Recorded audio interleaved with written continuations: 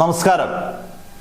Review മാസ്റ്ററിലേക്ക് എല്ലാവർക്കും സ്വാഗതം. Channel content കണ്ട് ഇഷ്ടപ്പെട്ടാൽ സബ്സ്ക്രൈബ് ചെയ്യുന്ന കാര്യം ഒന്ന് പരിഗണനയിലെടുക്കുക. ലോക ചാപ്റ്റർ 1 ചന്ദ്ര.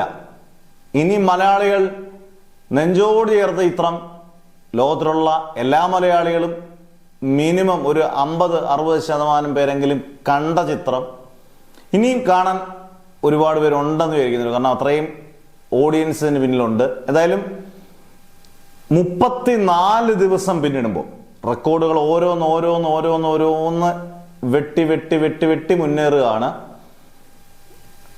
അതിനകത്ത് ഇപ്പോഴും ഇത്രയും സിനിമകൾ ക്ലാഷ് വെച്ചിറങ്ങിയ സിനിമയാണെന്ന് ആലോചിക്കണം. മോഹൻലാലിന്റെ ഹൃദയപൂർവ്വം, ഫഹദ് ഫാസിലിന്റെ പടം, ഇതിനോടെല്ലാം ഓടും കുതിര ചാടും കുതിര, ഇതിനോടെല്ലാം ക്ലാഷ് വെച്ചാണ് ഇറങ്ങി. അതിനുശേഷം ഇഷ്ടം പോലെ സിനിമകൾ ഇറങ്ങി. ഇപ്പം മുരുകദാസിന്റെ പടം ഇറങ്ങി, മദുരാശി, പിന്നെ ചെറിയ സിനിമകൾ ഇറങ്ങി. ജിത്തു ജോസഫിന്റെ പടം വന്നു, ജിത്തു ജോസഫ് ആസിഫ് അലിയുടെ പടം വന്നു, പിന്നെ നമ്മുടെ വിനീത് ശ്രീനിവാസന്റെ കരം വന്നു. ഇങ്ങനെ സിനിമകൾ പ്രവാഹമായിട്ട് ഒഴുകുമ്പോഴും നമ്പർ 1 സ്റ്റിൽ ലോക തന്നെയാണ്. എന്തായാലും 34 ദിവസത്തെ കളക്ഷൻ വരുമ്പം വേൾഡ് വൈഡ് കളക്ഷനിൽ 291, ഇന്ന് തീരുമ്പോൾ ഏകദേശം 291 കോടിക്ക് മുകളിലായിരിക്കും ഇന്ന് എത്തിച്ചേരും. 291-നും 292 കോടിക്ക് ഇടയിലായിരിക്കും ട്രാക്കേഴ്സ് പറയുന്ന കളക്ഷൻ. ഏകദേശം ആക്യുറേറ്റ് ആയിട്ടുള്ള കളക്ഷനാണ്.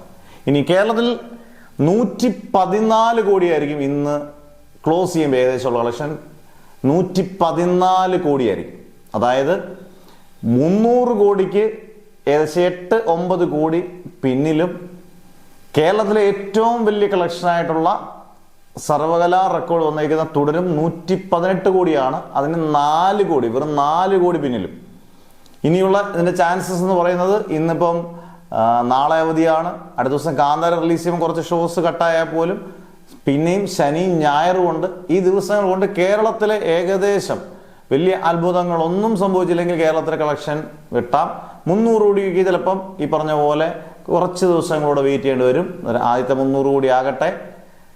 മലയാളത്തിലെ ഏറ്റവും വലിയ ഇൻഡസ്ട്രിയൽ ഹിറ്റ് ഈ വർഷം. ഇനിയും സിനിമകൾ ഇപ്പം ഒക്ടോബർ, നവംബർ, ഡിസംബറിനുള്ളിൽ ഇനി വലിയ സിനിമകൾ വരാൻ ചാൻസുകൾ വളരെ കുറവാണ്. ഈ വർഷത്തെ ഇൻഡസ്ട്രിയൽ ഹിറ്റായി മാറട്ടെ.